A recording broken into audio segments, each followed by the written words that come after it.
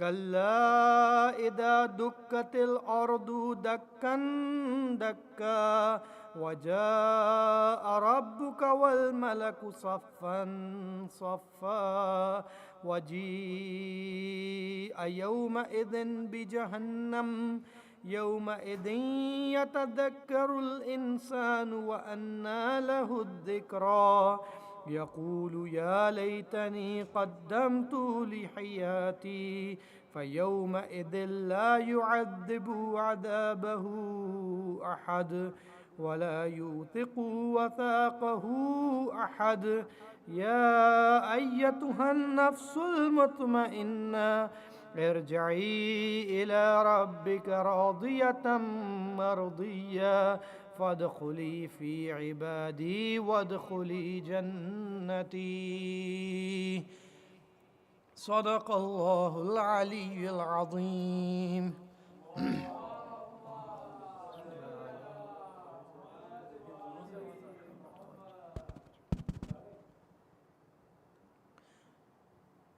بھارت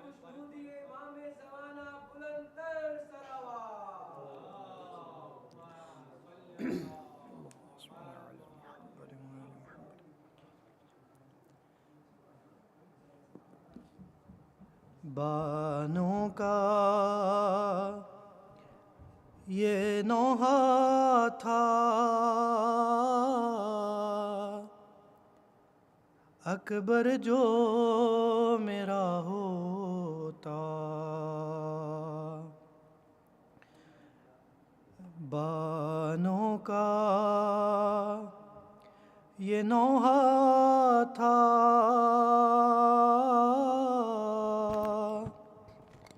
اکبر جو میرا ہوتا بازو نہ میرا بندھتا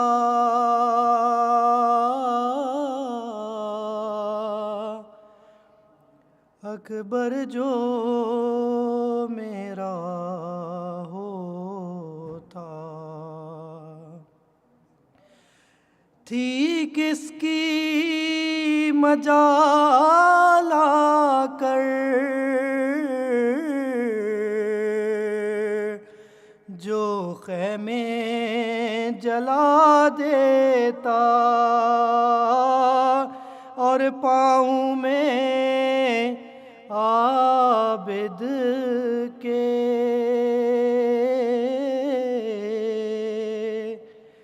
زنجیر پہنا دیتا کیا اس کا گلا بندھتا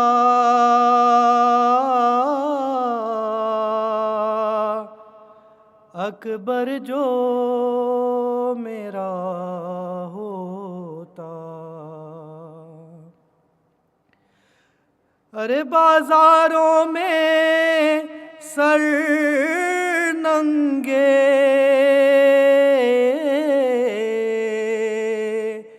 تشہیر ہوئی مادر بالوں سے چھپائے منہ کہتی تھی یوں رو رو کے بلوے میں نہ سر کھلتا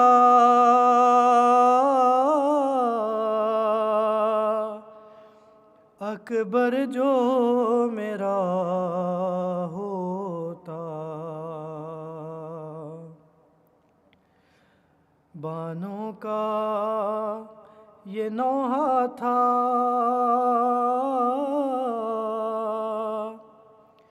اکبر جو میرا ہوتا جکڑا ہے گلا ایسا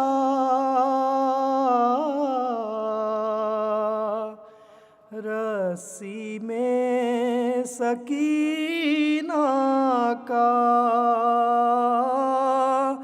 بے چین ہے وہ بچی،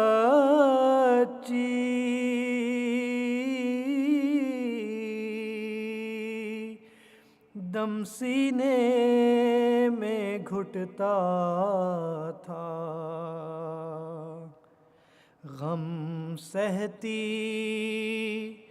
نہ وہ دکھیا،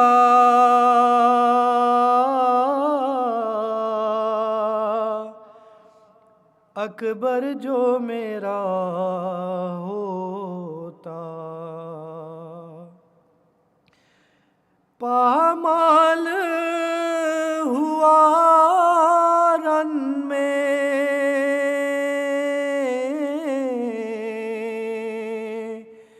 لاشا شہ والا کا،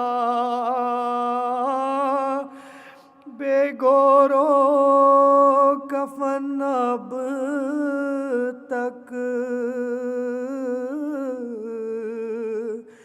رن میں ہے پڑا لاشا،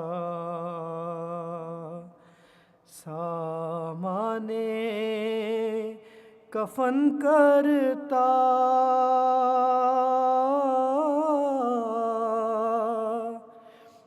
اکبر جو میرا ہوتا، مالا شائے اصغر پر کہتی تھی یہ رو رو کر، تم مر گئے اے بیٹا،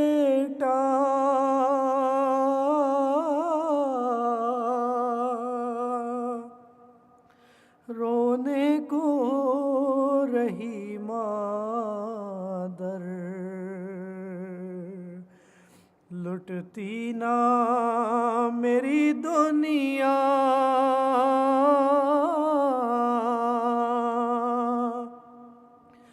اکبر جو میرا ہوتا،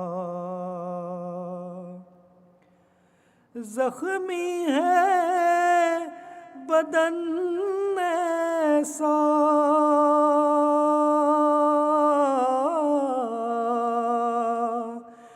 دروں کی اذیت سے، ہنس ہنس کے لعینوں نے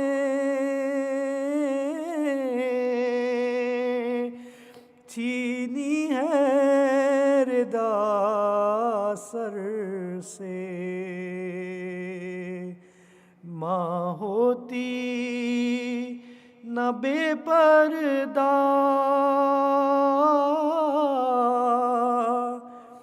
اکبر جو میرا ہوتا، بر محمد و اہل بیت محمد صلوات۔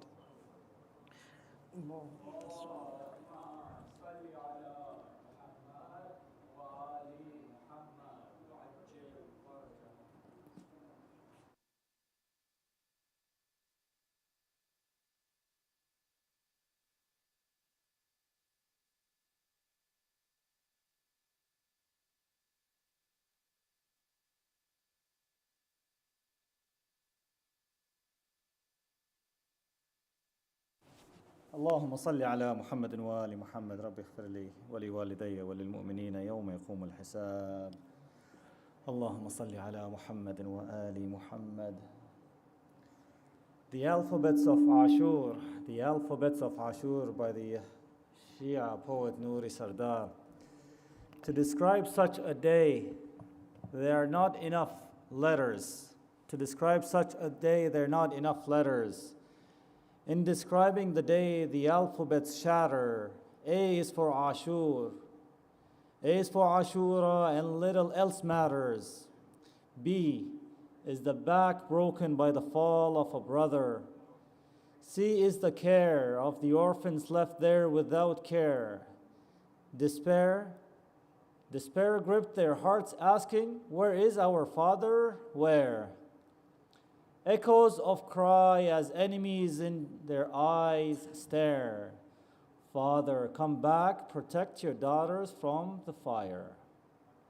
G is for the give, and that day how much did Imam give? H is the hands that Abbas alayhi salam were taken. I is for I'll never drink. And water he'd return. J, justice did not know someone like Hussein exist. K, kinds are of many, but Akbar was one of a kind. Layla wonders how his absence does not make her blind. Mothers that day lost sons, so salvation they'd find. Nothing come close to a son given by his mother. The O is for the one. There is one pain that breaks the heart.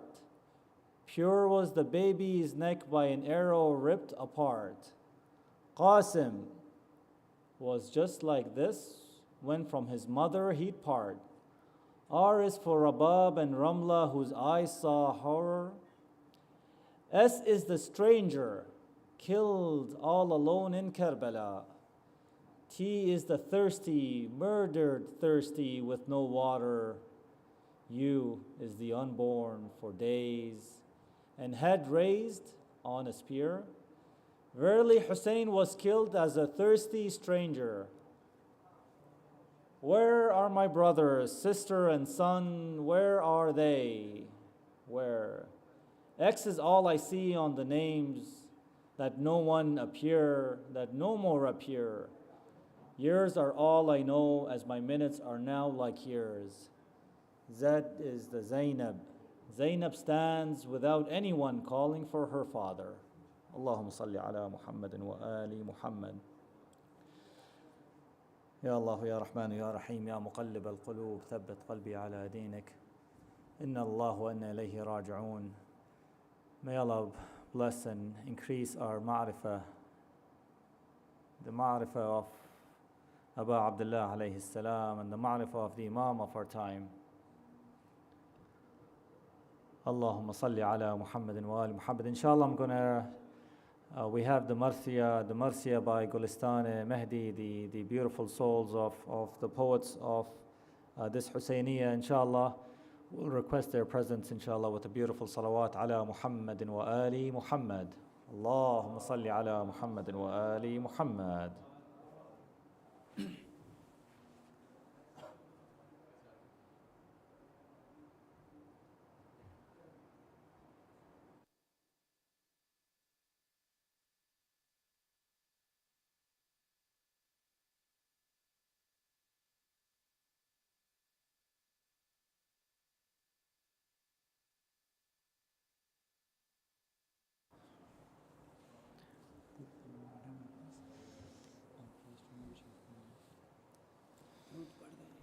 برائے خوشنودی امام زمانہ بلندتر صلوات اللہم صلی علی محمد و آل محمد.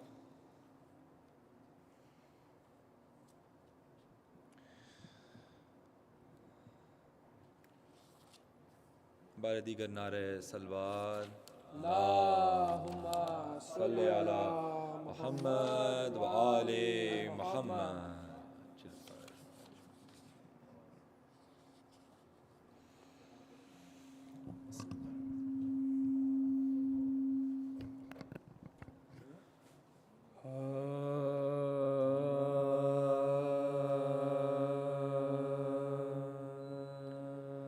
हुसैन शाह भी हैं और बादशाह भी हैं. حسین شاہ بھی ہیں اور بادشاہ بھی ہیں حسین دین بھی ہیں اور دی پناہ بھی ہیں نہ کی یزید کی بیعت کٹا دیا سر کو نہ کی یزید کی بیعت کٹا دیا سر کو اسی بنا پہ تو بنیاد لا الہ بھی ہیں حسین شاہ بھی ہیں صلوات صلی اللہ محمد و آل محمد. برائے خوشنود امام زمانہ بلندتر صلوات. اللہم صلی علی محمد.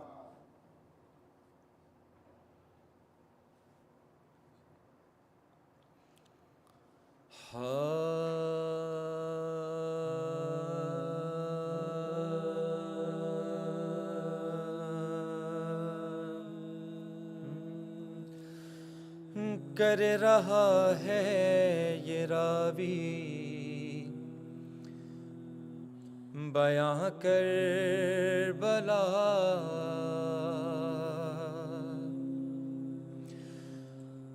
کر رہا ہے یہ راوی بیاں کربلا حسین عاشور کی شب کا منظر لکھا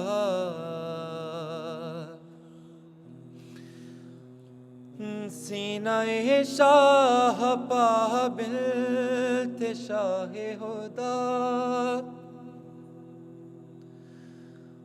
اور شبیر کہتے تھے یہ بارگاہ ہم کو جانا ہے کل کرنے وعدہ وفا تم پہ آ جائے گا صبر کا مرحلہ بات ساری سکینہ نے شہ کی سنی اور جوان بن وہ بس اتنا کہتی رہی اچھا بابا سلانے تو آؤ گے نا روز چہرہ دکھانے تو آؤ گے نا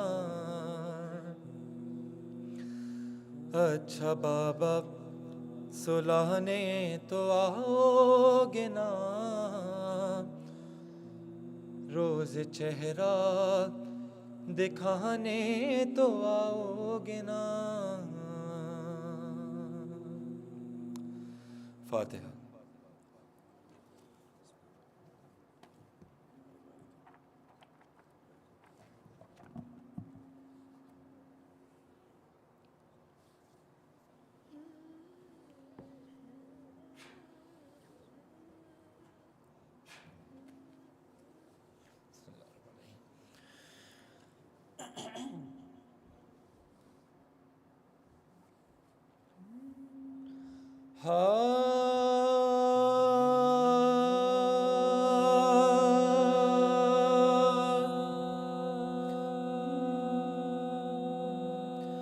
باقی جو رفیق شہ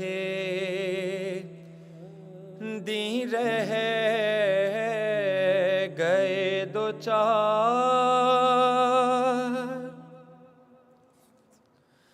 باقی جو رفیق شہ دی رہ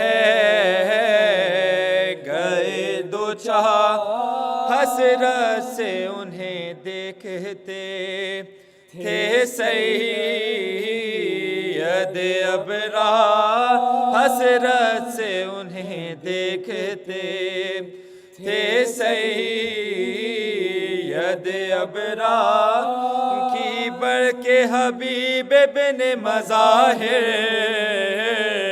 نے یہ گفتہ، یہ پیر غلام اب ہے اجازت کا طلبگار، یہ پیر غلام اب ہے اجازت کا طلبگار، بندے کو بھی مرنے کی رضا دیجئے آقا، فردوس کے رستے پہ لگا دیجئے آقا، شبیر نے سینے سے لگایا کئی باری، رخصت جو کیا آنکھوں سے آنسو ہوئے جاری، رخصت جو کیا آنکھوں سے آنسو ہوئے جاری، گھبرا کے در خیمہ سے زینب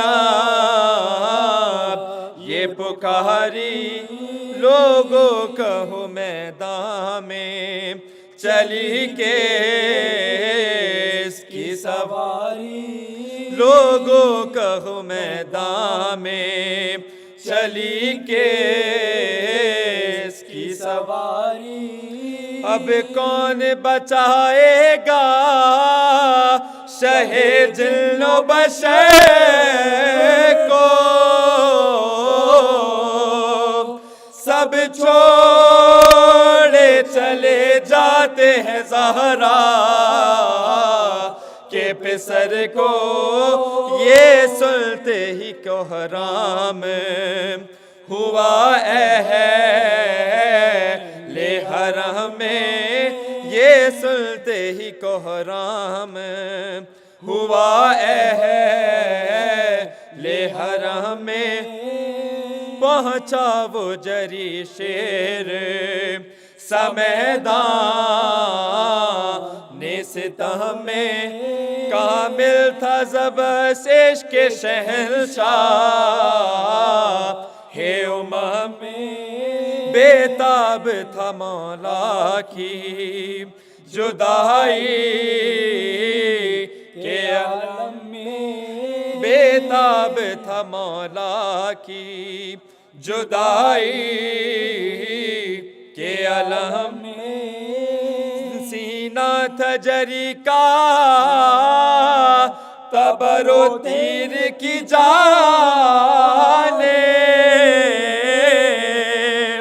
پھر کے نظر کرتا تھا شبیر کی جانے، پیری میں جو دکھلائی جوانوں کی شجاعت، تھرانے لگے عزوے بدن گھٹ گئی طاقت، دم چڑھ گیا گرمی سے ہوئی پیاس کی شدت، دل سے کہا اب عالم فانی سے ہے رخصت، دل سے کہا اب عالم فانی سے ہے رخصت، نہ لشکر اعداء کو نہ شمشیر کو دیکھا،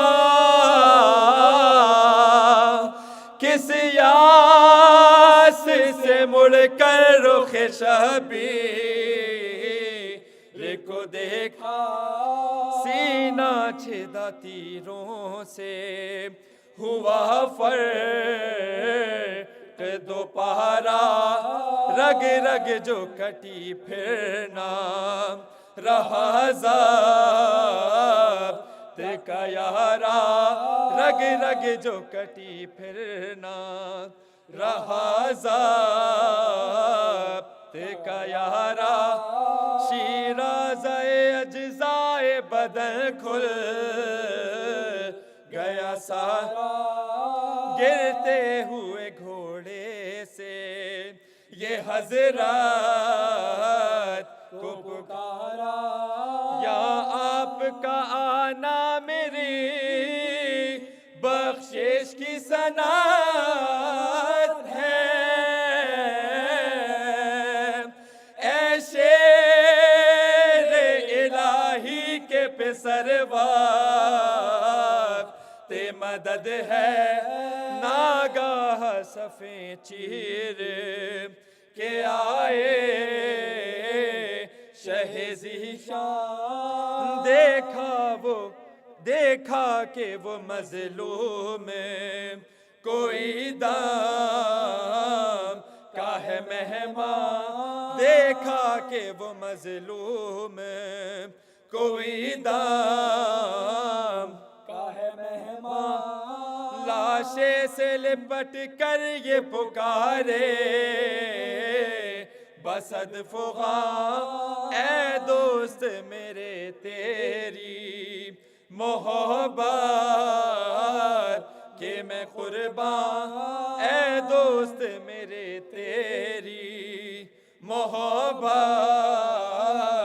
کہ میں قربان دکھلا دو مجھے زخم کہاں کھائے ہیں بھائی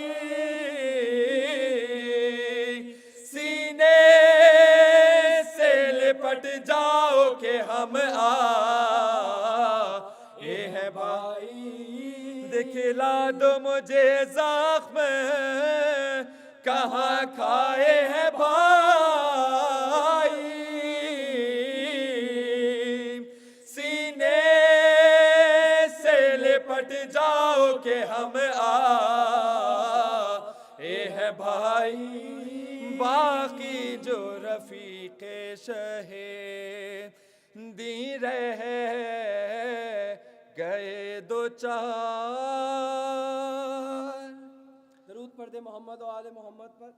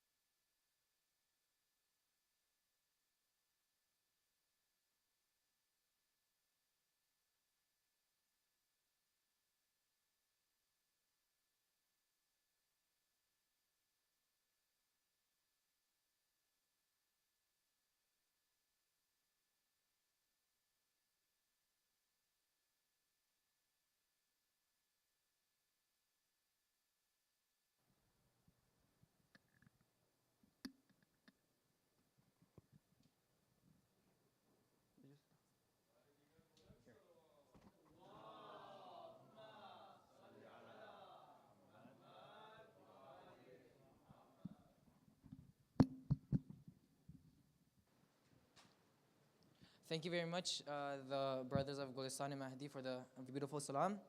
And just for some quick announcements, tonight we're be having a discussion after the Majalis at 10 p.m. with Sheikh Asad Dharsi. And also on Sunday, we'll have a workshop discussion. It'll be about financial literacy and purity.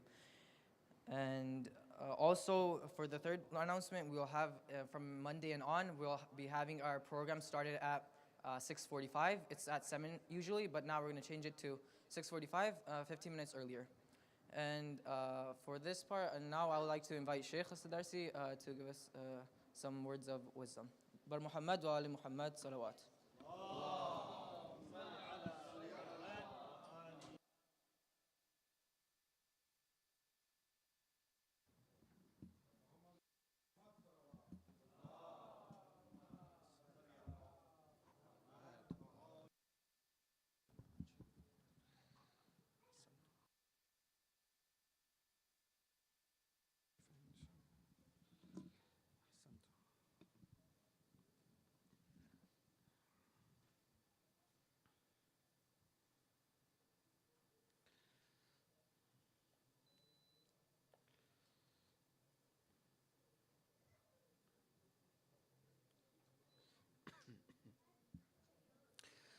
Inshallah, we begin by offering our gift of recitation of a Surah Al-Fatiha to the souls of all of the prophets of Allah subhanahu wa ta'ala, the Aimma alayhim salam, the special companions of the Ahl al-Bayt alayhim salam, the ulama of Islam, the shuhada, the sulaha, the mu'mineen and mu'minat from the east to the west, and from our own marhumeen. Let's remember all of them with rahimallahu man qara al-fatihata ma'a salawat. Allahumma salli ala Muhammad wa ali Muhammad wa ajil farajah. Bismillah ar-Rahman ar-Rahim. Alhamdulillahi rabbil alamin ar-Rahman ar-Rahim. Maliki yawmiddin. Iyaka na'budu wa iyaka nasta'in. Ihdina as-sirata al-mustaqim. Sirata alladhina an'amta alayhim ghayril maghdubi alayhim waladdallin. Bismillah ar-Rahman ar-Rahim. قل هو الله أحد الله الصمد لم يلد ولم يولد ولم يكن له كفوا أحد. لا حول ولا قوة إلا بالله العلي العظيم. حسبنا الله ونعم الوكيل، نعم المولى ونعم النصير. رب اشرح لي صدري ويسر لي أمري واحلل عقدة من لساني يفقه قولي. أعوذ بالله من الشيطان الرجيم. بسم الله الرحمن الرحيم. الحمد لله الذي لا يبلغ مدحته القائلون ولا يحصي نعماءه العادون ولا يؤدي حقه المجتهدون. ثم الصلاة والسلام على أشرف الأنبياء والمرسلين، خاتم النبيين، رحمة للعالمين، سيدنا ومولانا شفيع ذنوبنا وطبيب نفوسنا أبي القاسم المصطفى محمد. اللهم صل على محمد وآل محمد وعلى أهل بيته الطيبين الطاهرين المعصومين المظلومين الهداة المهديين الذين أذهب الله عنهم الرجس وطهرهم تطهيرا. اللهم صل على محمد وآل محمد. واللعنة الدائمة على أعدائهم أجمعين من يوم ظلمهم إلى قيام يوم الدين. اللهم صل على محمد وآل محمد. اللهم كن لوليك الحجة ابن الحسن صلواتك عليه وعلى آبائه في هذه الساعة وفي كل ساعة وليا وحافظا وقائدا وناصرا ودليلا وعينا حتى تسكنه أرضك طوعا وتمتعه فيها طويلا. صلوا على محمد وآل محمد. اللهم صل على محمد وآل محمد. أما بعد، فقد قال الحكيم في كتابه المجيد: بسم الله الرحمن الرحيم. فطرة الله التي فطر الناس عليها لا تبديل لخلق الله، ذلك الدين القيم ولكن أكثر الناس لا يعلمون. صلوا على محمد وآل محمد. اللهم صل على محمد وآل محمد. Before I begin, may I ask my dear brothers to move forward as much as possible. Inshallah, I'm anticipating being a Saturday, being a weekend. There will be other mu'mineen joining us shortly. And inshallah ta'ala, the hall will start to swell up, inshallah. Allahumma salli ala Muhammad wa ali Muhammad wa ajil farajam. عظم الله أجورنا وأجوركم بمصابنا بأبي عبد الله الحسين عليه السلام. May Allah magnify and multiply and make abundant your reward for mourning and grieving over Abu Abdullah al-Hussein alayhi salam. But the greeting doesn't stop there. We say, وَجَعَلَنَا وَإِيَّاكُم مِّنَ الطَّالِبِينَ بِثَأْرِهِ مَعَ وَلِيِّهِ الْإِمَامِ الْمَهْدِي مِنْ آلِ مُحَمَّدٍ عَلَيْهِمَ السَّلَامِ. May Allah not only magnify our reward for weeping and grieving over Abu Abdullah and the Ahlul Bayt alayhimus salam, but make me and you, all of us together, from those who will take the revenge from those who made Imam al-Hussein and his companions shaheed and martyred them. Alongside his wali, the wali of Imam al-Hussein, the one who has the right to take the revenge, that is Imam al-Mahdi, ajalallahu ta'ala farajahu sharif. Obviously, this is a greeting that we have for each other on the day of Ashura primarily, but it is something that needs to beat in our hearts. It needs to resonate with us. And inshallah, in 7 days' time, we will be on the day of Ashura. It is a good time for us to start thinking about what does it mean. I know in today's day and age, it's not something common for us to talk about revenge, number one. That's a question that we need to discuss. What does it mean to take revenge from the ones who martyred Imam al-Hussein alongside Imam al-Mahdi? By those people who used to live at the time of Imam al-Hussein who martyred them have already died. What does it mean to take revenge from them? This is a question I'm leaving you with, inshallah. I will, inshallah, come back to this later on, not today, but inshallah in the days and nights to come. Sallu ala Muhammad wa ali Muhammad. Allahumma salli ala Muhammad wa ali Muhammad. In today's discussion, as I had the blessing to recite this beautiful verse of the Holy Quran, just like all the other verses, that remind us of a very basic, very inherent, very essential, very core, innate reality of the human being. If you want to call it, this is the way Allah subhanahu wa ta'ala has created the human being. This is the style in which Allah has made me and you, all of us. And this style of creation, in one word in Islamic terminology, we call it the fitrat, the fitrah. Yeah? This is a very important word, brothers and sisters, because this word, if we understand what this concept means, and not only understand it, but feel it within ourselves, we will have answers to a lot of our problems as well. Yeah? So what does Allah say? In Surah Al-Rum, Allah subhanahu wa ta'ala tells us, فِطْرَةَ اللَّهِ الَّتِي فَطَرَ النَّاسَ عَلَيْهَا. Fitrat Allah is the style in which Allah has created. It's tied to Allah. It is from Allah. It is Allah's style in which He created all human beings. There is no differentiation, whether they're Muslim or non-Muslim, whether they're mu'min or not mu'min, whether they're even atheists or agnostics. Every human being is endowed with this innate conscience, this innate way of approaching life. And you will see this. You will notice this across all human beings. Yeah. فِطْرَةَ اللَّهِ الَّتِي فَطَرَ النَّاسَ عَلَيْهَا. And then Allah says there is no changing it. لَا تَبْدِيلَ لِخَلْقِ اللَّهِ. This way in which the human being approaches life will never change. Even though the human being goes away from the intrinsic, the fitrah, and the ways of the fitrah, the way life will appear for the human being, the things that the human being will desire will never change. The only things that will change will be the object of desire. Urdu में इसे समझाते हुए चलता हूँ कि इंसान को खुदा ने इस तरह से बनाया है, इंसान की फितरत को इस तरह सींचा है अपने मोहब्बत से, अपने एक तरीक़े से, अपने एक उसलूब से, कि इंसान एक तरह खुदा ने खल्क़ किया है कि वो उन्हीं चीज़ों को चाहता है जिसे खुदा ने उसे बनाया है. मगर चाहने चाहने में कभी कभी वो सही चीज़ों को चाह बैठता है और कभी कभी इश्तिबा और गलती कर बैठता है उन चीज़ों को जो उसकी चाहत से निकलती हैं।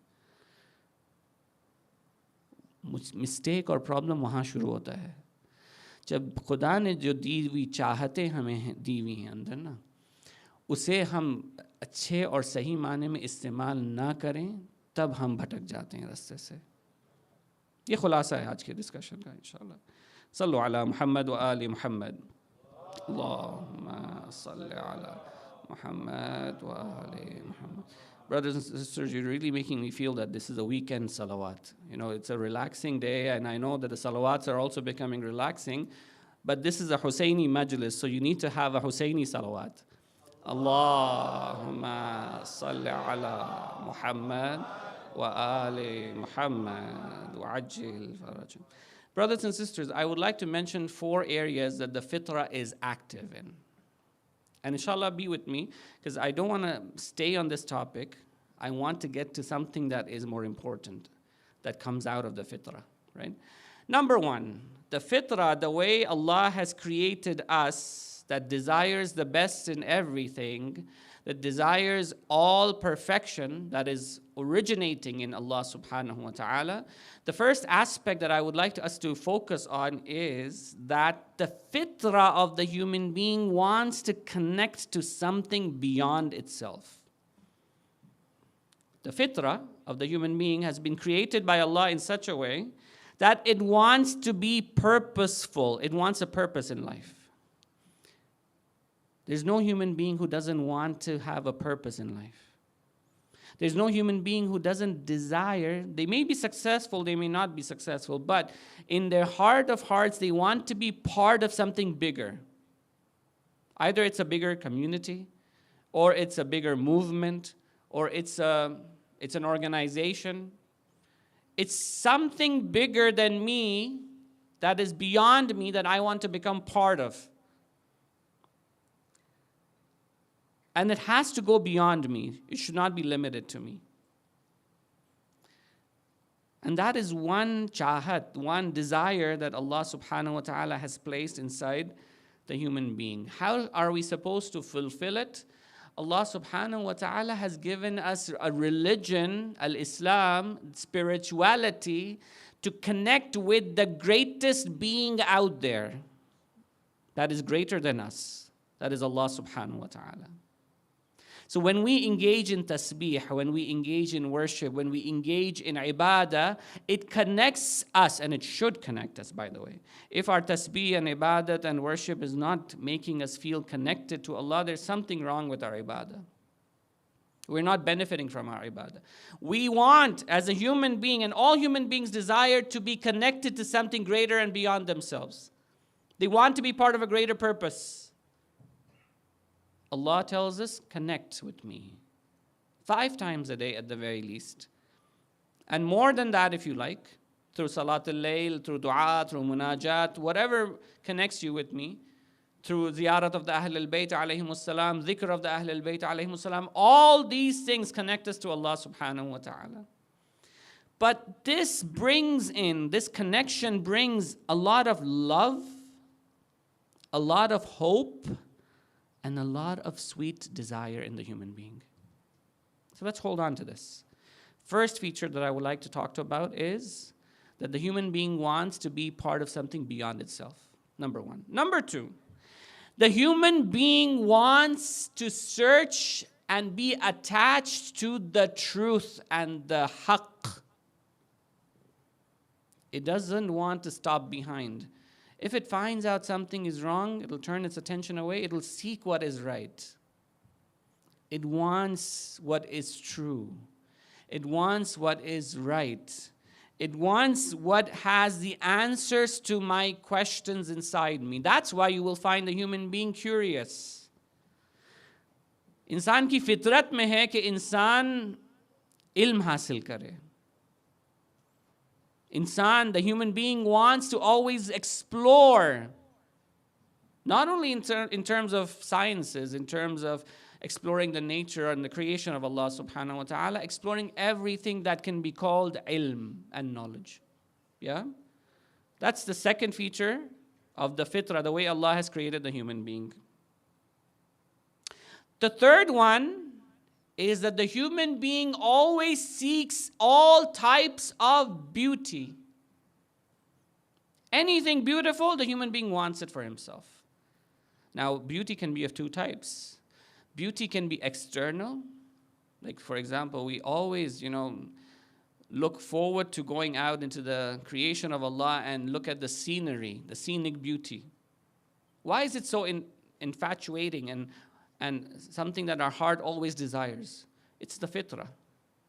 It's the beauty-seeking nature of the human being that wants to be in this beautiful scenery and behold it. But that's only the external beauty, right? Anything beautiful, physically, externally. But the human being also desires internal beauty.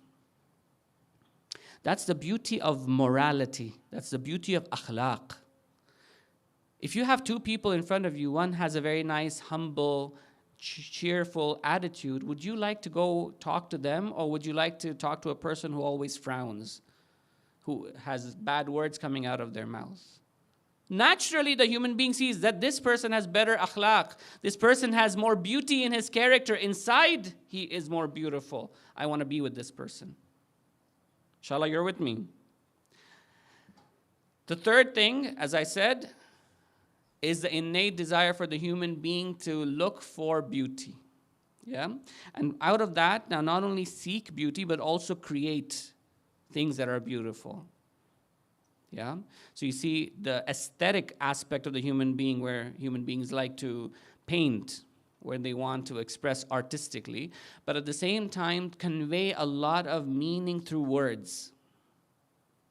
Words, literature, sha'iri, has a very big component in how the fitrah works. The fitrah that Allah subhanahu wa ta'ala has given the human being. And overall, the human being wants the best in everything. Whatever feature, whatever you can consider to be an attribute, a characteristic within the human being wants the best in everything. That's the fourth aspect. Now, we've been created like this. The question is, how do we practically move forward in this direction? And this is where, brothers and sisters, we have the Quran that is showing us the path. Yeah? The Quran has ample stories about these types of things, these types of features that the human being desires. It also shows us the right way, and it also holds us back from the wrong ways of doing things. I shared the story of Qarun the other day. That's the example of a person, obviously the fitrah is pushing him to seek knowledge, but he is going down the path of materialism through his knowledge. Yeah? That man, Bal'am Ba'ura, that I shared with you the story of, the religious person who used to pray and his dua would be accepted, he wanted to be spiritual, he wanted to connect with something beyond himself, but he used it as a means to go away from Allah subhanahu wa ta'ala because he got attached to his ego. But brothers and sisters, the Ahlul Bayt alayhimus salam are also there. Why does our heart stand up from its spot when it hears the fada'il of the Ahlul Bayt alayhimus salam? Why? When we hear the fadila of Amir al-Mu'mineen alayhi salam, for example, Allahumma salli ala Muhammad wa ala Muhammad. We start to feel different. Not only we're aroused, but we are excited because we see all aspects, of the four aspects of the fitrah that I talked about, all put together, actualized in one person at one time. You desire knowledge as a human being? You see it in the Ahlul Bayt alayhimus salam. You desire power and strength of the body, you see it in Ahlul Bayt alayhimus salam. You desire connection with Allah subhanahu wa ta'ala, you see it in the Ahlul Bayt alayhimus salam. You desire beauty of character, you see it in the Ahlul Bayt alayhimus salam. You want beauty that is apparent outwardly, you see it in the Ahlul Bayt alayhimus salam. You desire perfection that is possibly human, you see it in the Ahlul Bayt alayhimus salam. That is why when we hear the fadail of the Ahlul Bayt alayhimus salam, we start to move. Because we not only see one part of our fitrah in that person who is the Ma'asum alayhi salam, we see all of them in one place at the same time. So brothers and sisters, it is very important we share the fadail of the Ahlul Bayt alayhimus salam with our children. Very important. It is very important that we not only touch our hearts with the water and the wilaya of the Ahlul Bayt, but our children need to taste it. Because if we don't do it, others are there to show them what their fitrah desires, but not in the Ahlul Bayt. They will show them elsewhere. And they'll show them fake. We desire strength, courage, bravery. We have Mawla Amir al-Mu'mineen. We have non-ma'sumin like Abul Fadl Abbas alayhi salam, for example. And these stories of the battles of Karbala and beyond, they're not just fables. They're rooted in reality. They're true events. And these people were true human beings that existed. You can go visit their graves today as well. But what our kids are being given is the likes of Spider-Man, the likes of Batman, the likes of whatever man you can think of. They want beauty. Our girls are infatuated with the Disney cartoons like Frozen, for example. The issue is, the fitrah is the same. The fitrah is desiring all this beauty. It's desiring the knowledge, it's desiring the courage, it's desiring the bravery, it's desiring the perfections.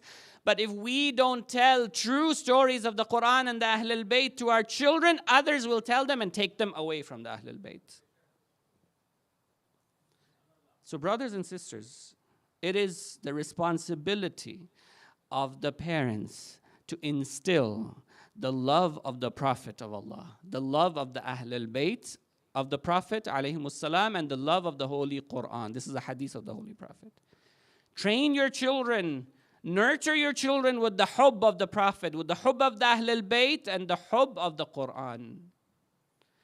This will set them on the right path that their fitrah wants them to be, and you're giving them the path that they need to follow. So brothers and sisters, what do we see in the Mawla, Amir al-Mu'mineen alayhi salam? Keep in mind, Amir al-Mu'mineen, when we go for a ziyarah, we recite and we say, Assalamu alayka ya mizanul a'mal. Salams be upon you who is the balance and the weighing scale of our a'mal, of our actions. You know what does that mean? On the day of judgment, our a'mal, our good and bad deeds will not be put in a tarazu, in a scale that we have in a grocery shop in the olden days, right? I don't know, nowadays they have an electronic scale. They put it on and it tells you.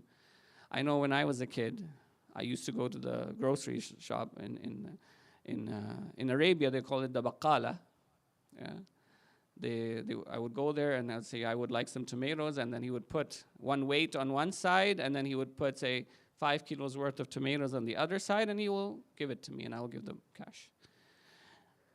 Our conception on the day of judgment of our a'mal being weighed, is it like this, that there will be a tarazu, there will be a balance, our good deeds will be on one side, and the bad deeds will be on the other side. Whichever way it tips, we go to Jannah or Jahannam, right?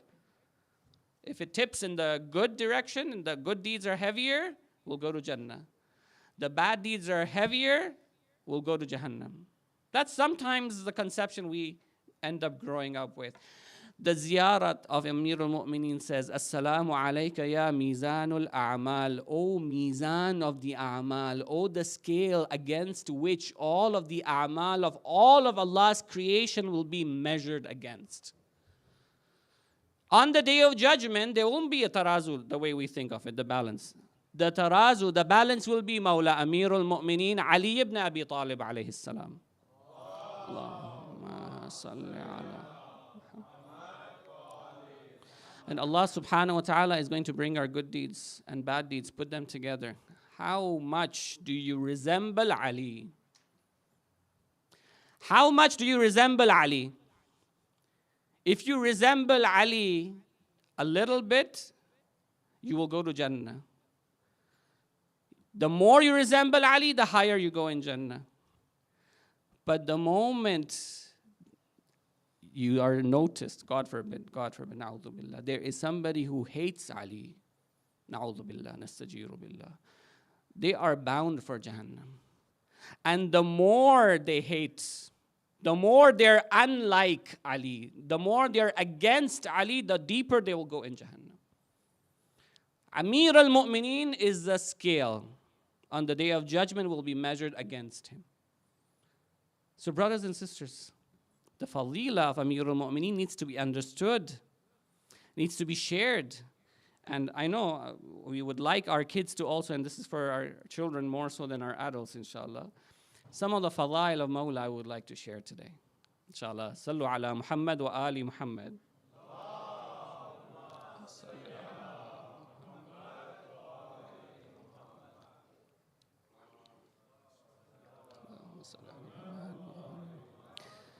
My apologies for being slightly weaker, but thank you for the coffee, inshallah. It will give me the energies to bring out some of what I can share about the fadail of Mawla, because I need that energy to share the scene of what happened. Now, normally we focus our attention on the fadila of Amir al-Mu'mineen on the battlefield. And it's important, especially for our boys. Our boys need to know that besides what the artificial, the fake characters that are concocted, they're artificial, they're not real. There is one character that we surely need to know and surely need to have in our hearts, in our minds, in our souls. That Amir al-Mu'mineen alayhi salam, who was only in his 30s. Yeah? When he is with Rasulullah sallallahu alayhi wa alihi wasallam in the Battle of Badr, for example, he is now facing the champions of the Arabs. The champions. And to some extent, they wouldn't even want to come in front of Mawla Ali because they would say, this is a kid. But Imam Ali alayhi salam would come. And there's one thing that people knew about Amir al-Mu'mineen, and they would be scared about him. Not necessarily his physical power. They knew his irada and willpower was so astute and strong in the way of Allah that he would not take anybody's lawmatu la'im. وَلَا تَأْخُذُهُ فِي اللَّهِ لَوْمَةُ لَائِمٍ. He would not deter, he would not run away. If Ali was there, they knew the thing would be done.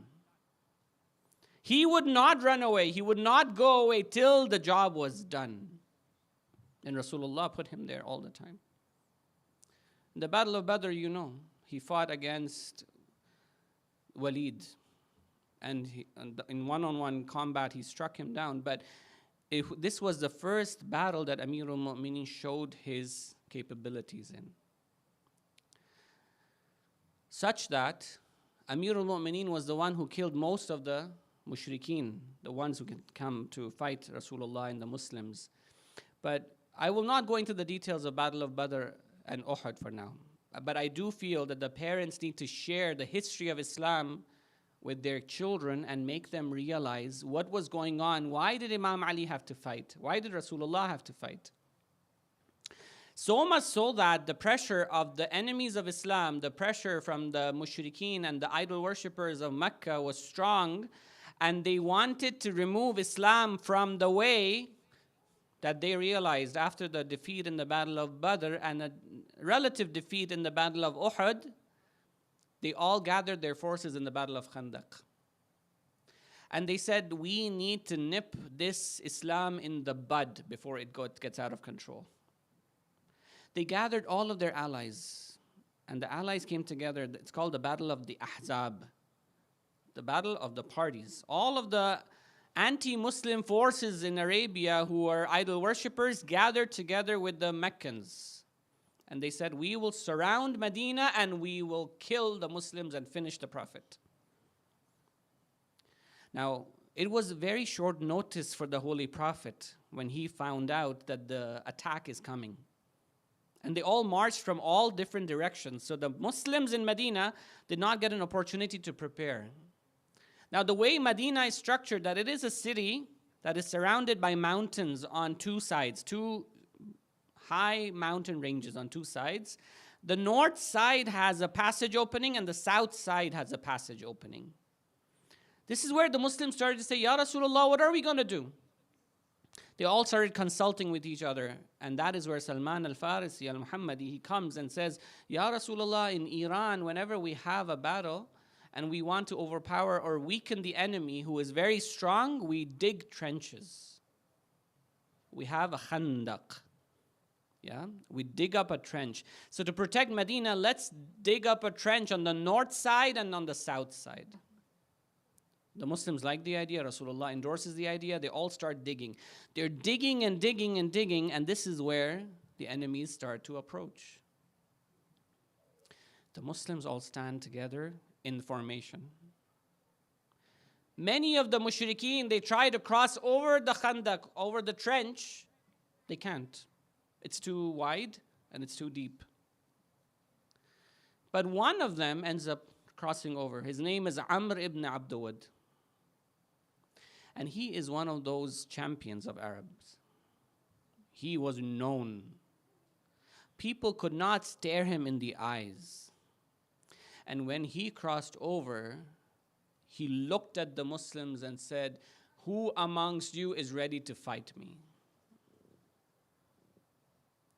Nobody came forward, let alone look at him in the eyes. Nobody came forward. He even went so far as to disrespect the Muslims, and he said, who amongst you would like me to send them to heaven or would like me to be sent to hellfire? Nobody responded. And the third time when he asked, Imam Ali alayhi salam stood up. And actually Imam Ali had stood up in both cases. Rasulullah had asked him to wait. When the third time he said, O Muhammad, who is going to come and fight me? You don't have any men? Amir al-Mu'mineen stood up. And he said, Ya Rasulullah, give me permission. Rasulullah gave him permission. And he dressed him up.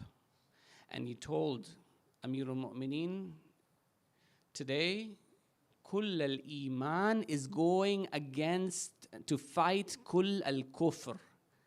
All of Iman today is fighting all of Kufr, all of disbelief. Amir al-Mu'mineen heads towards the battlefield with Amr, who has just crossed over.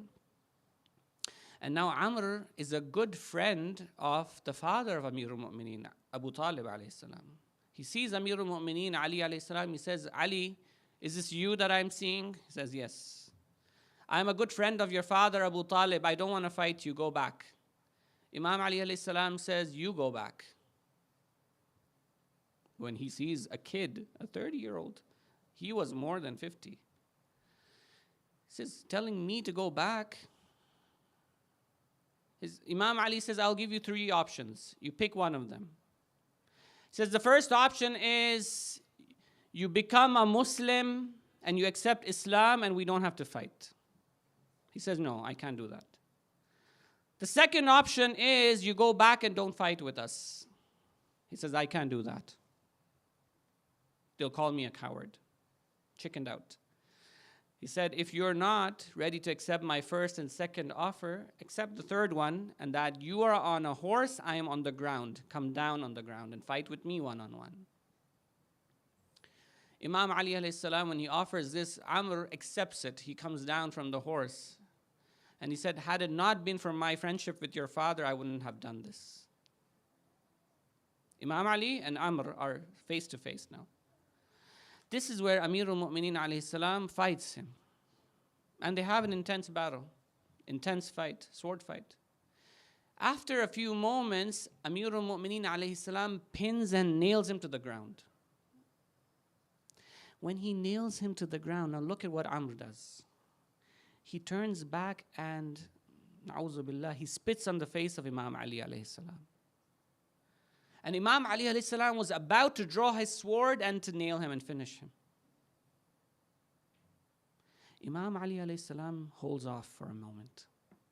He steps away, and then he lets him come back up, and then again he comes back and he fights him and he nails and finishes him. And he says, Allahu Akbar. All the Muslims scream out loudly, Allahu Akbar. When Rasulullah sees this, he says, ضربة علي يوم خندق أفضل من عبادة الثقلين. The one strike, the one blow of Ali on the day of Khandaq, on the day of Ahzab, on that battle day, is better. One blow, just one blow. Who is this man? Just imagine. His one blow is better than the worship of all humans and jinn put together.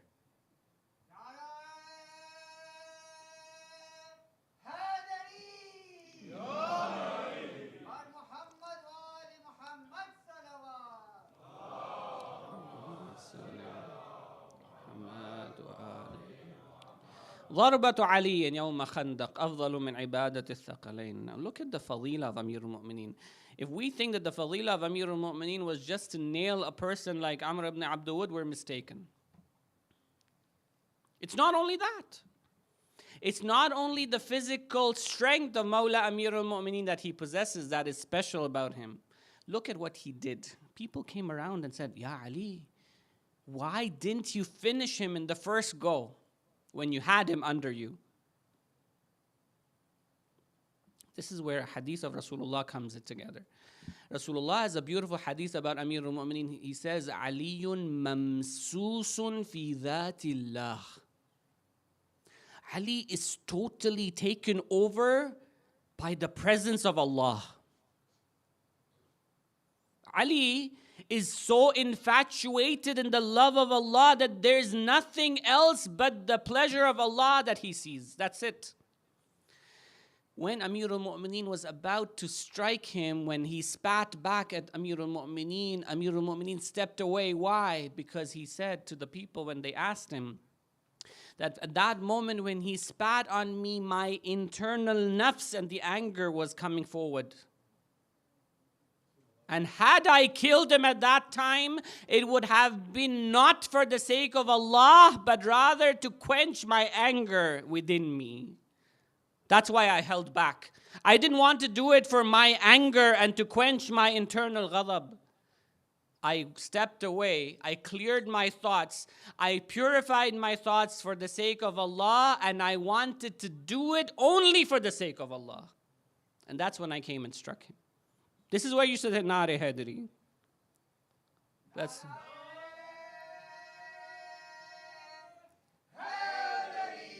Ya Ali. This is what should move us. Everything that Amir al-Mu'mineen did was for the sake of Allah. You see, all of the fada'il of Amir al-Mu'mineen, it's not his. He is showing us the beauty of Allah. He is showing us the strength of Allah. He is showing us the love of Allah. He is showing us everything beautiful that Allah has created for the human being to achieve in this life. Aliyun mamsusun fi dhatillah.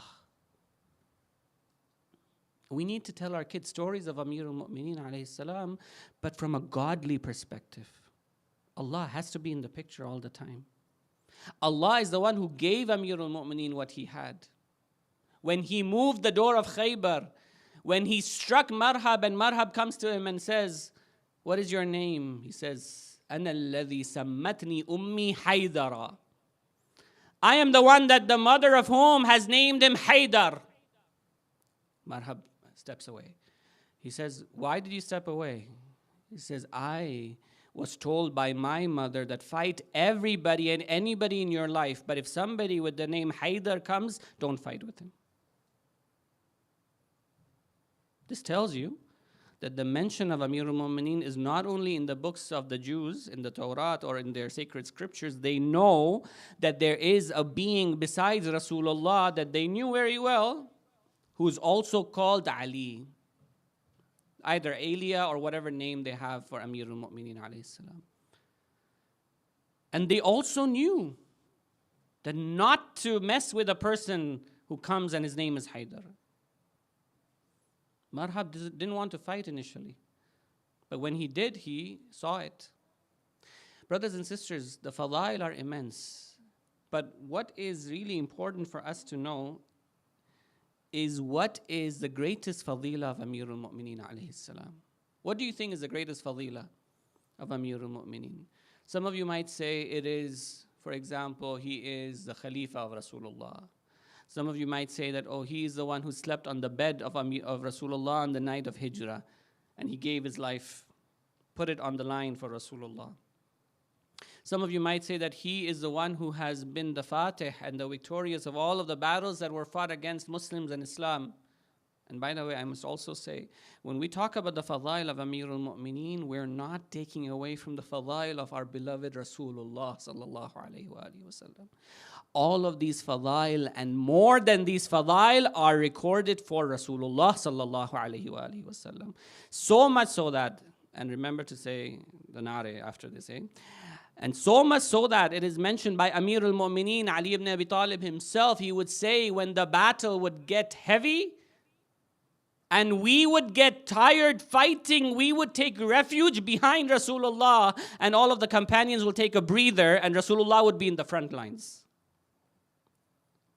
Rasulullah is the teacher of Amir al-Mu'mineen. Whatever Amir al-Mu'mineen has learned is from Rasulullah, Muhammad al-Mustafa sallallahu alayhi wa alihi wa sallam.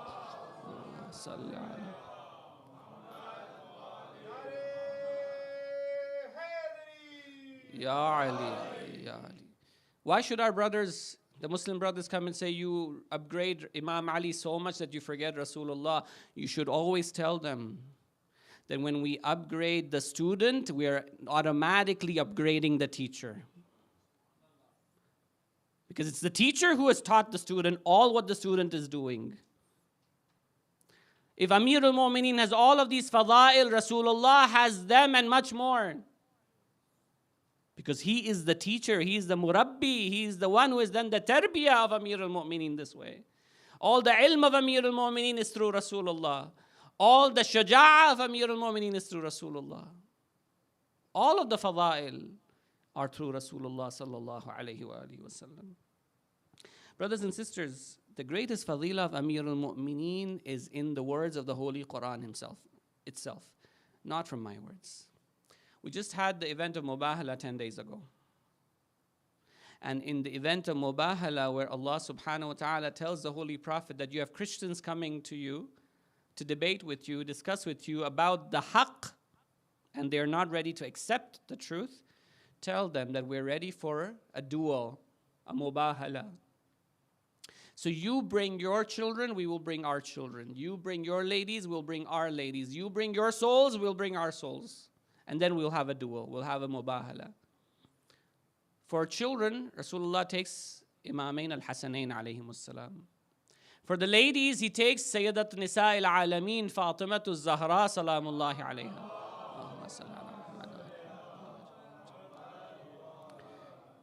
But for the souls, he could have simply taken himself. Who else did he take with him? Now this is in the words of a Sunni brother, like a scholar who is from the Ahlul Sunnah. He says, if somebody says that the greatest fadila of Ali, Amir al-Mu'mineen, is that he was a Sahabi, I will say, no, you're mistaken. It is for the others. But the greatest fadila of Amir al-Mu'mineen alayhi salam in the words of the Holy Quran is that Allah calls him the nafs of the Holy Prophet. When he says, وَأَنفُسَنَا وَأَنفُسَكُمْ, Rasulullah could have taken himself alone, that was enough. Why did he take Amir al-Mu'mineen alayhi salam with him? And the history, both Shias and Sunnis, everybody narrates this. There is not only the Shia version that says that Amir al-Mu'mineen went, the Ahlul Sunnah also accept it. When the anfusana is called and the nafs of the Holy Prophet is taken, and that is Amirul Mu'mineen, what does that tell you? That the nafs of the Holy Prophet and the nafs of Amirul Mu'mineen alayhi salam is one and the same. It is connected. The only difference is إِلَّا أَنَّهُ لَا نَبِيَّ بَعْدِي. Amirul Mu'mineen is not a Nabi, he's not a prophet. He is the wasi of the Prophet. He is the Khalifa of the Prophet. He is the Janashin of the Prophet. But he is not a Prophet of Allah. That's the only difference, period. Our children need to be taught about this, inshallah. Sallu ala Muhammad wa ali Muhammad. Allahumma salli ala Muhammad. Brothers and sisters, I see my time is running, but I need to also tell you, remember the discussion yesterday I mentioned about sanctity and willpower. And I said one of the things that you need to realize about strengthening your willpower is to realize the sanctity of things that are around you, starting with yourself. Talking about fadail of Ahlul Bayt alayhimus salam is beyond us. It's beyond us. To that extent that Rasulullah sallallahu alayhi wa sallam was once asked about the fadila of Amirul Mu'mineen. Rasulullah says, actually Ibn Umar, the son of the second Khalifa, he comes and he narrates that once we asked, سألنا النبي صلى الله عليه وآله عن علي ibn Abi Talib عليه السلام فغضب صلوات الله وسلامه عليه. That when they came and they were asking about the fadail of Amirul Mu'mineen, Rasulullah became upset. He said, ثم قال ما بال أقوام يذكرون من منزلته من الله كمنزلتي. What is wrong with people that they're asking me about the station of a person whose station near Allah is just like my station near Allah? ألا ومن أحب عليا. Now this is the station of those who love Ali. ألا ومن أحب عليا أحبني. The one who loves Ali loves me. ومن أحبني فقد رضي الله عنه. The one who loves me, as a result, Allah is radi and pleased with him. وَمَنْ رَضِيَ اللَّهُ عَنْهُ كَأَفَاهُ الْجَنَّةِ. The one who Allah is pleased with, Jannah is enough for them. And the hadith continues. I will not just read the Arabic, but basically it says, the one who loves Amirul Mu'mineen alayhi salam. And here I'm coming to the fadail of the Shia of Amirul Mu'mineen, the one who loves Amirul Mu'mineen.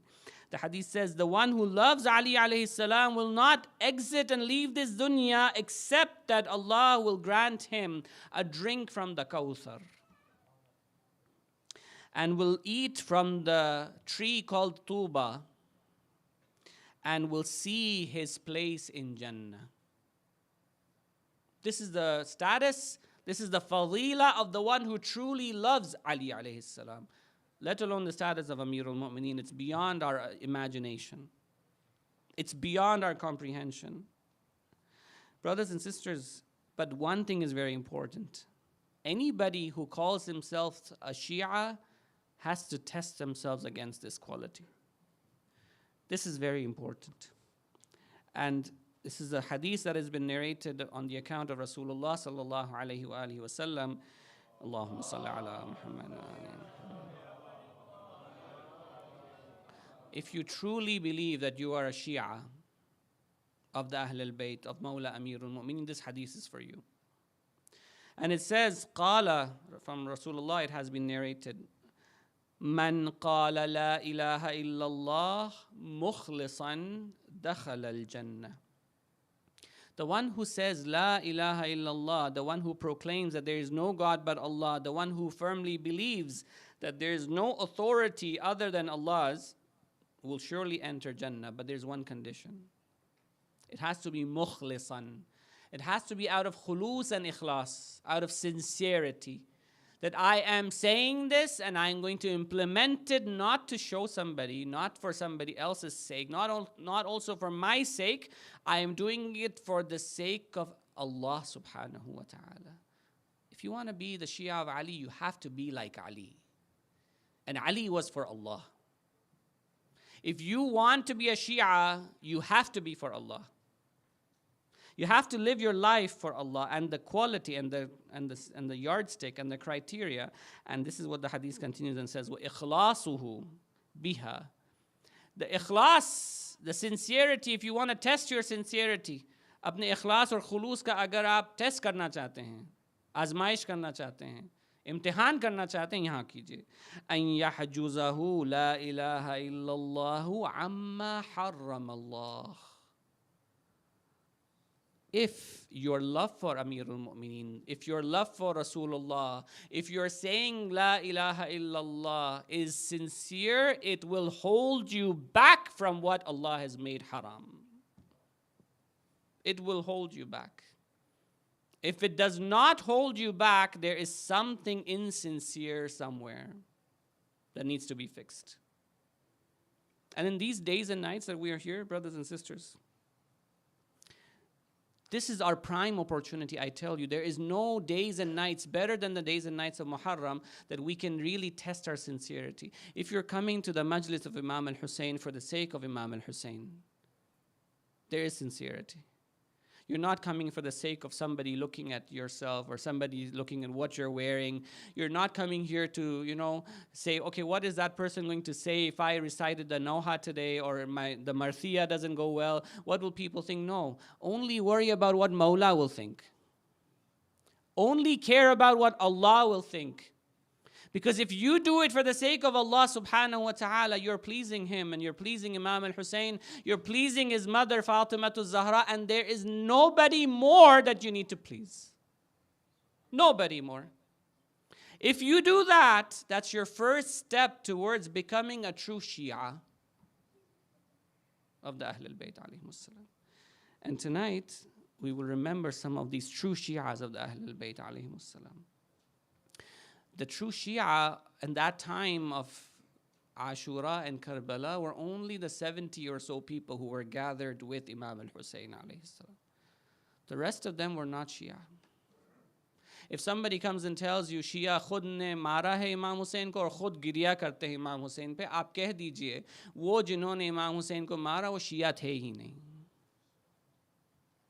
Sometimes they tell us, right? Sometimes they allege that Shias are just the same people who killed Imam al-Hussein. They called him, and then they cry over him being killed because they themselves killed Imam al-Hussein. Nastaghfirullah, nastajiru billah min dhalik. They who fought against Imam al-Hussein, even though they wrote letters and said, Al-Ajal, Al-Ajal, Mawla, come soon. They wrote letters from Kufa, the way we write arizas today, to our Mawla, our master. The issue is, कहने वाले शिया तो बहुत हैं, काम वाले शिया बहुत कम हैं. We also say Al-Ajal, Al-Ajal. We recite Allahumma kun li waliyika every day. But when the Imam comes, are we ready to say Labbaika ya Mahdi to him? Are we? Imam al-Hussein left Medina, left Mecca. Those who were true Shia, they immediately understood that the Imam needs us, and they ran towards him and they joined him. Some even came to him when the Imam wrote them a letter. They were stuck in Kufa. Before I come to the Masa'ib of Habib ibn Malahir al-Asadi, the great companion, the great friend of Imam al-Hussein alayhi salam, I would like to take a few moments to share some of the Masa'ib of the other Ashab as well, inshallah. Sallallahu alayka ya Aba Abdillah وعلى الأرواح التي حلت بفنائك عليكم مني سلام الله أبدا ما بقيت وبقي الليل والنهار ولا جعله الله آخر العهد مني لزيارتكم all together السلام على الحسين وعلى علي بن الحسين وعلى أولاد الحسين وعلى أصحاب الحسين عليهم السلام. Brothers and sisters, the days of Muharram are passing by very quickly. We have come with our back full of our sins on our backs that are laden, and we ask Allah subhanahu wa ta'ala, by the right of the companions of Imam al-Hussein, the true Shi'as of Imam al-Hussein, to relieve us of our sins, to purify our hearts, to grant us sincerity like the ashab of Imam al-Hussein had sincerity. Brothers and sisters, tonight we remember those companions of Imam al-Hussein alayhi salam, that Imam al-Hussein was so proud of them, that he showed them the stations of the companions to themselves before they were killed on the day of Ashura. Imam al-Hussein alayhi salam bids farewell to his Zuhair, to his Habib, to his John, and to Burair. We ask Allah subhanahu wa ta'ala, I know we are not true Shia in the right sense of the word, oh my master, but oh Allah, we want to become like the Zuhair of Imam al-Mahdi. We want to become like the Burair of Imam al-Mahdi. We want to become the Habib of Imam al-Mahdi. We want to be at least like the John of Imam al-Mahdi. Brothers and sisters, the companions of Abu Abdullah al-Hussein came from very diverse backgrounds. You had Arabs, you had Persians, you had Turkish, you had Africans, you had people, even according to some, from Roman backgrounds. But you find that all of them together were united with one thing, and that was the love of Abu Abdullah al-Hussein alayhi salam. The love of Allah that was embodied in the love of al-Hussein alayhi salam. Because the Ahlul Bayt have reached such a station of closeness to Allah subhanahu wa ta'ala that there is no difference. When you love them, you automatically love Allah subhanahu wa ta'ala. And when you love Allah, you're bound to love the Ahlul Bayt alayhimus salam. That's the station of the Ahlul Bayt alayhimus salam. Tonight, let's remember John, the slave of Abu Dharr al-Ghifari, the companion of Imam al-Hussein alayhi salam. On the day of Ashura, he would constantly come towards Imam al-Hussein alayhi salam, and he would ask him, and rather beg him, oh my Imam, give me permission to go fight against your enemies, the enemies of Allah, the enemies of Rasulullah. Imam alayhi salam would always politely decline his request, and he would say, John, maybe later, maybe not now, now is not the right time. John completely was insisting with Imam al-Hussein. He comes to a point and he says these words that are recorded in history. He says, oh my Mawla, I know my fragrance is not appealing. I know I am of a low birth. I am from a caste that is not given respect in society, and I know I am a slave. But please get me to Jannah, get me to paradise, such that my fragrance, my smell becomes sweet-smelling fragrance, and my status becomes high, and my face becomes whitened. And then John comes towards Abu Abdullah al-Hussein and is pleading to the Imam, and he says, oh my Imam, I swear by Allah that I will not leave you, I will not part with you till I die, and that this blood that is not of significance mixes with your pure blood. Ajrukum ala Allah. John proceeds with the permission of Imam al-Hussein alayhi salam towards the battlefield, and he starts to recite these couplets, and these are beautiful, where he says, بالمشرفي القاطع المهندي كيف يرى الفجار ضرب الأسود أذب عنهم باللسان واليد بالسيف سلطا عن بني محمد. This is the zarb and the strike of the black one. How do the evil ones see it? That I come and attack them with a sharp cutting sword. A shining sword I will use to defend the children of Muhammad and protect them with my tongue and my hand. John fights valiantly and meets Shahada with open arms. Imam approaches him and he comes towards him and he sees John on the ground and he prays for him. It is reported by Imam Zainul Abidin that on Shami Ghariba, that when he was trying to gather all the bodies of the Shuhada, that when he approached the specific body. He started to smell a very sweet smelling fragrance. It was as if it was the fragrance of musk. Imam Sajjad realizes that is the body of John, the slave of Abu Dhar al-Ghafari. Ajrukum ala Allah. Next, we pay our condolences to the Imam, to Abu Abdullah al-Hussein, for his beloved friend, for his Habib. And Habib was not only in name Habib, he was in heart Habib to Imam al-Hussein alayhi salam. Imam al-Hussein had great respect for Habib ibn Mudahir. Even though he was a year or two older than him, they were very close friends. Habib ibn Mudahir, on the letter that Imam writes to him, he says, Min Husainin gharib ila rajulin faqih. Says from the Hussein who is surrounded, has nobody to help him, who is gharib. He writes to his friend, the faqih, the one who is of full understanding. Imam al-Hussein invites Habib to help him. And Habib finds a way to come out of Kufa despite the curfew that was on Kufa. He comes towards Karbala, and when he comes, Habib meets with the companions of Imam al-Hussein. He meets with Abu Abdullah al-Hussein. It is reported that Lady Zainab heard that there was some commotion in the companions of Imam al-Hussein. It is reported that they say that Lady Zainab, when she heard that Habib had come to support Imam Hussein al-Gharib, she sends Fidda towards Habib and she says, please convey my salams to Habib. Ajrukum ala Allah. Habib is from the Bani Asad tribe. And he was very key in securing fighters from the tribe of Bani Asad for the Imam. Habib really helped Muslim ibn Aqil as well when he was in Kufa. And he brought a lot of support for Muslim ibn Aqil. But brothers, on the day of Ashura, Imam made Habib the commander of the left wing of the army.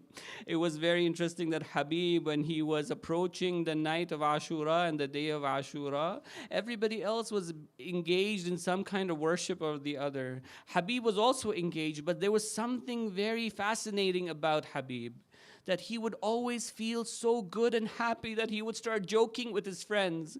And some of them would tell him, Ya akhi, laysa hadha bisa'ati dhihk. Habib, is this the time for you to crack jokes with us? He says, فَأَيُّ مَوْضِعٍ أَحَقُّ مِنْ هَذَا بِالسُّرُورِ. When better is it for me to feel that spiritual pleasure and spiritual happiness that I am giving my life in the way of Allah, in the way of the wali of Allah. Ajrukum ala Allah. Habib proceeds. Now when the time comes that Imam al-Hussein alayhi salam gives permission to Muslim ibn Awsaja, and I'll make it short. Muslim ibn Awsaja is a cousin to Habib ibn Mudahir, and they're very close. And Habib knew that if Muslim goes ahead, he will have to go to bring him back from the battlefield. He did not want Imam al-Hussein to go. So when Imam al-Hussein hears the call of Muslim ibn Awsaja, who fought valiantly, and he fell onto the ground. Now Muslim ibn Awsaja is a 70-year-old old man that he has to tie his eyebrows to his head so that he can keep his eyes open. Imam al-Hussein had given permission to Muslim ibn Awsaja. Muslim, when he falls from the horse and he is having his last breaths, Imam al-Hussein and Habib ibn Mudahir approach him. Habib ibn Mudahir tells Muslim, I know I'll be joining you very soon, but do you have any last wishes for me? And he points towards Imam al-Hussein alayhi salam. And he says, Bal ana usika bihadha. Yes, I have one last wish. Till the time you're alive, I entrust this Imam al-Hussein to you. Make sure nothing happens to him. Habib ibn Mudahir fights like a brave lion, and he kills many of the enemies of Allah subhanahu wa ta'ala. Eventually, when his martyrdom comes, Imam al-Hussein runs towards the battlefield. Imagine a dear friend is dying in the way of Allah. A dear friend is realizing that I'm losing a very close friend. Imam al-Hussein runs towards the battlefield. He comes to the grave, he comes to the body of Habib, and he stands there looking at him. And he says, Oh Allah, ahtasibu nafsi wa humata ashabi. I entrust to you myself and my companions. Ala la'natullah al qawmi al-zalimin.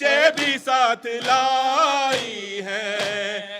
اگر تو آئے بڑے ان کا حوصلہ جا میرے حبیب علی دوست کربلا جا میرے حبیب میرے دوست کربلا جا میرے حبیب میرے دوست کربلا جا میرے حبیب میرے دوست کربلا تمہیں بلاتا ہے زہرا کا لاڈلا جا میرے حبیب میرے دوست کربلا جا میرے حبیب میرے دوست کربلا جا میرے حبیب میرے دوست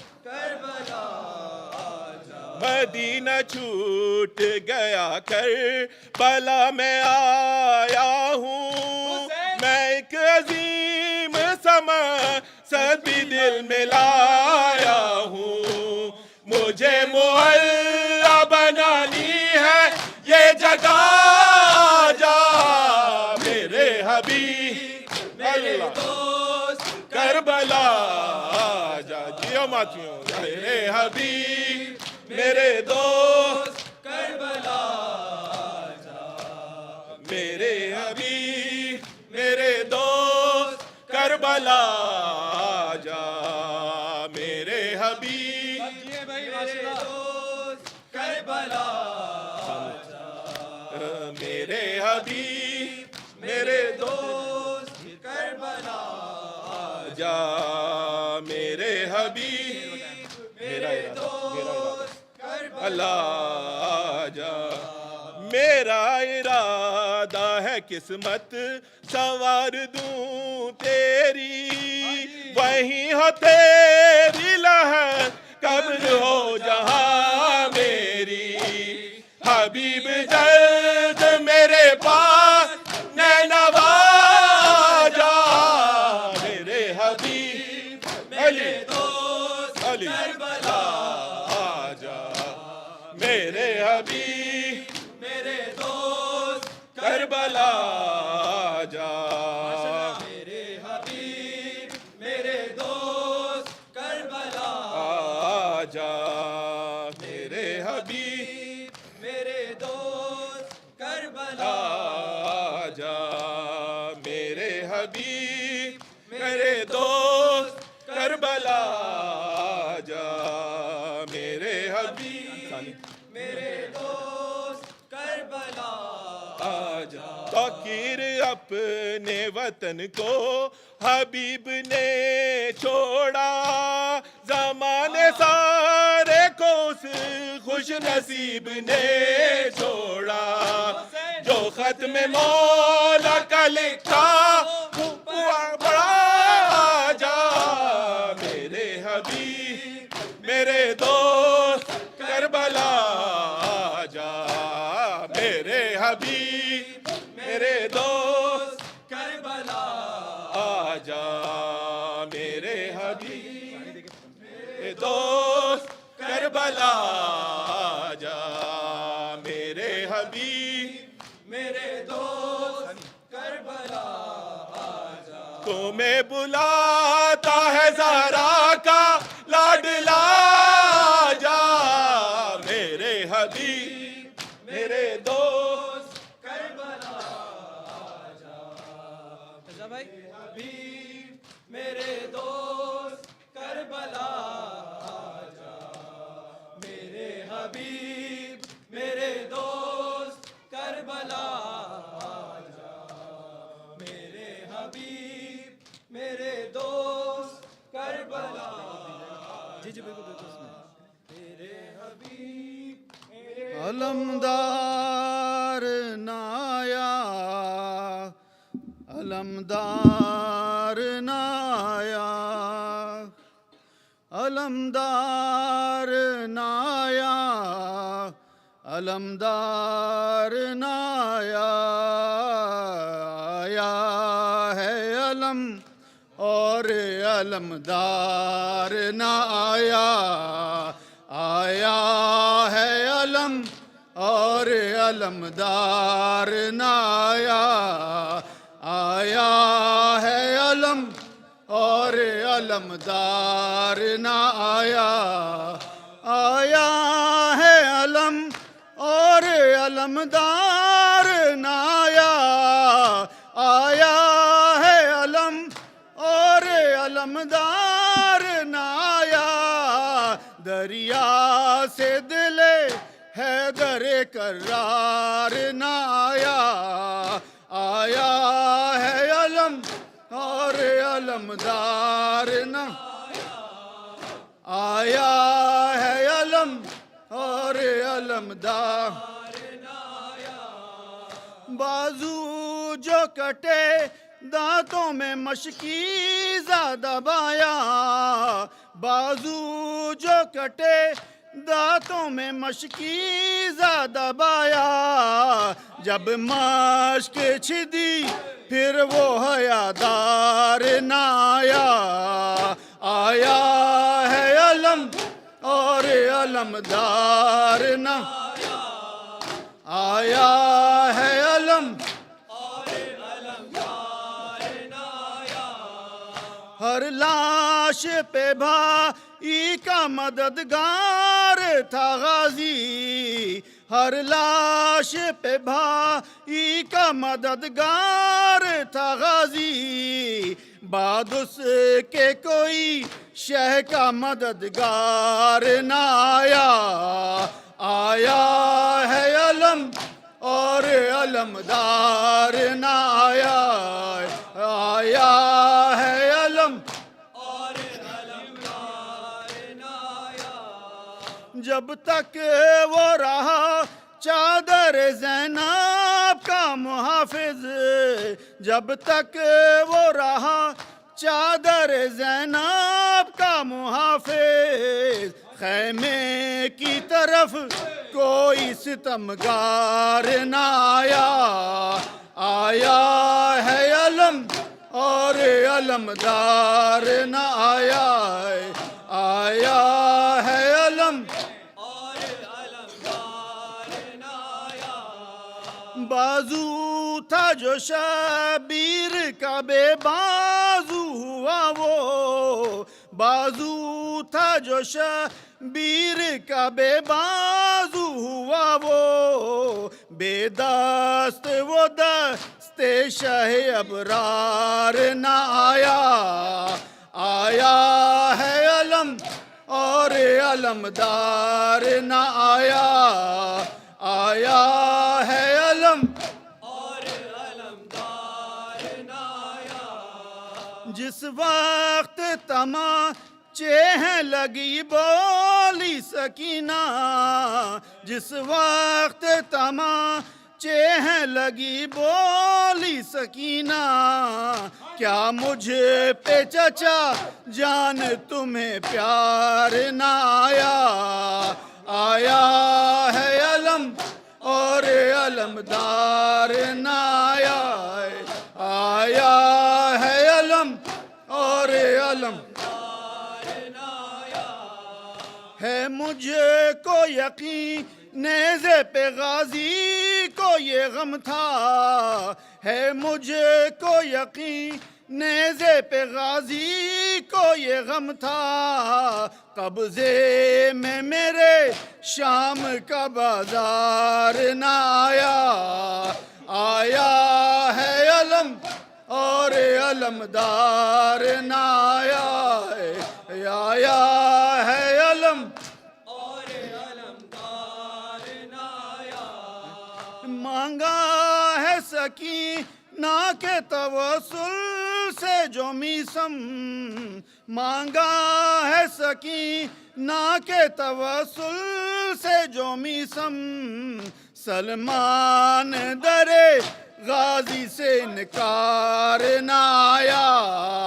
آیا ہے علم اور علمدار نہ آیا. آیا ہے علم اور علمدار نہ آیا. دریا سے دل حیدر کرار نہ آیا آیا ہے علم اور علمدار نایا آیا ہے علم اور علمدار نایا آیا ہے علم اور علمدار نایا آیا نہیں تھوڑا اور علمدار نایا ایک بہن ایک بھائی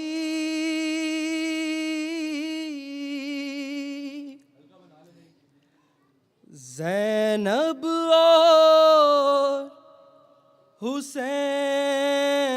حسین زینب اور حسین ایک بہن ایک بھائی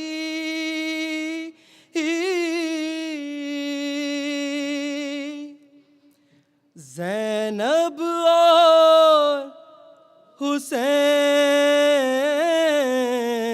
حسین زینب اور حسین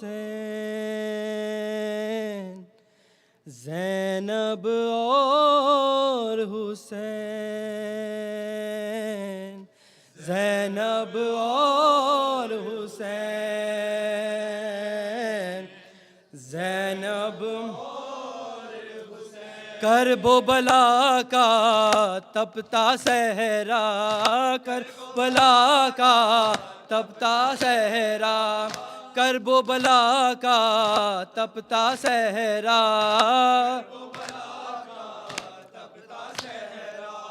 آل نبی کے خون کا پیاسا آل نبی کے آئے بچانے دین خدا کا آئے بچانے دین خدا کا ایک بہن ایک بھائی زینب اور حسین زینب اور حسین زینب اور حسین زینب اور حسین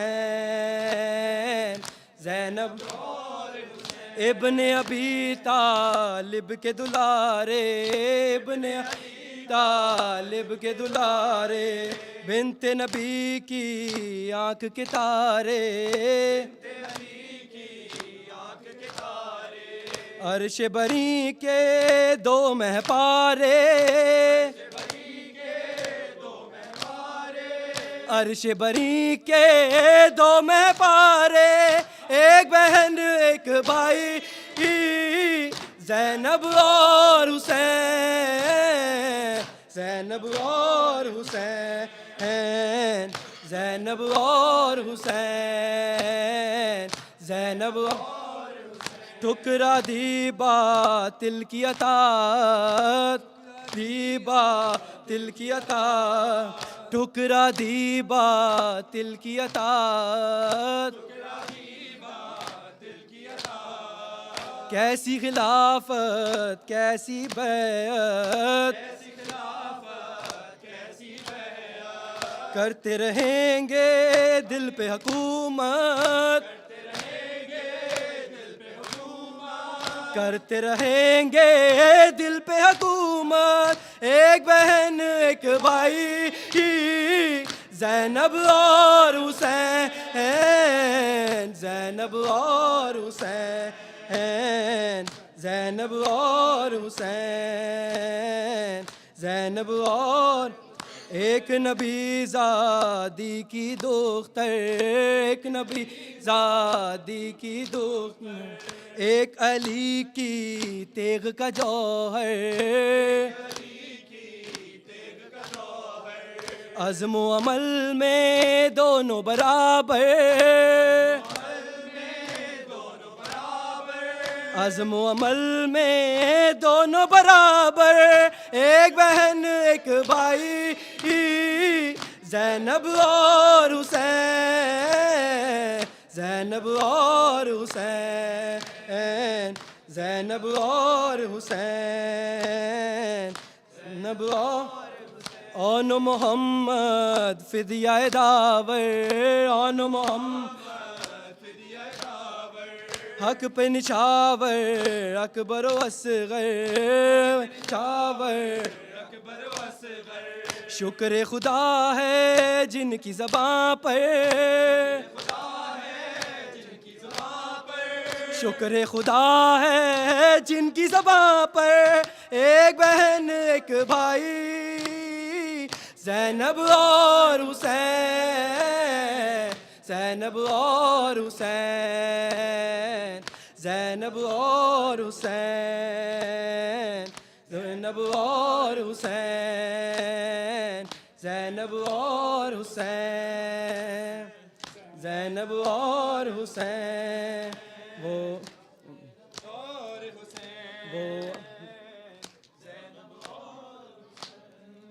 مولا حق امام یا حسن یا حسین مولا حق امام یا حسن یا حسین حسین حسین یا حسین یا حسن یا حسین حسین یا حسین یا حسین حسین یا حسین یا حسین حسین یا حسین یا